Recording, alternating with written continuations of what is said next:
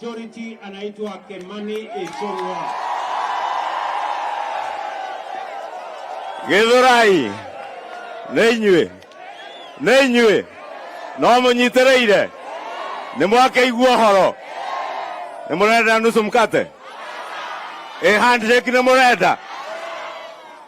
Mheshimiwa Rais, hawa watu wa Githurai wanasema wamekusikia, na sababu uliniuliza niongoze ile komiti ya mazungumzo, nataka nikuhakikishie venye watu wa Kiambu na Githurai wanasema mambo ya nusu mkate, mambo ya handshake, hiyo hata hiyo kitu wanaita inclusivity. Inclusivity is another name ya handshake.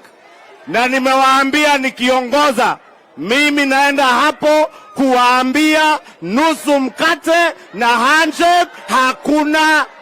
Watu wa Githurai mumeamua hivyo. La pili, Mheshimiwa Rais, tukushukuru kwa ile maendeleo unatuletea Kenya na hasa hapa kwetu nyumbani Kiambu.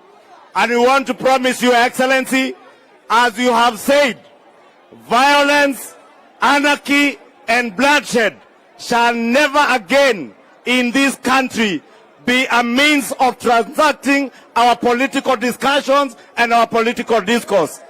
And even as we walk into the negotiations with our friends in Azimio, we want to tell them that we are discussing on how to end violence in our politics. We will discuss how they will accept election results. Si ndio watu wa Githurai? Tukifika kwa meza niwaambie rais ni nani?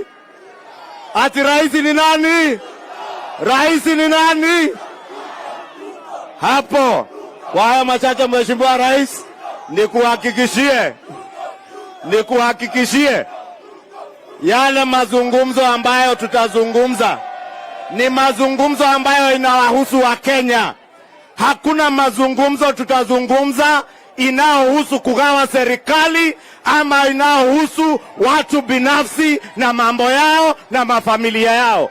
Kwa haya machache, Mheshimiwa Rais, asante. Haya, niko na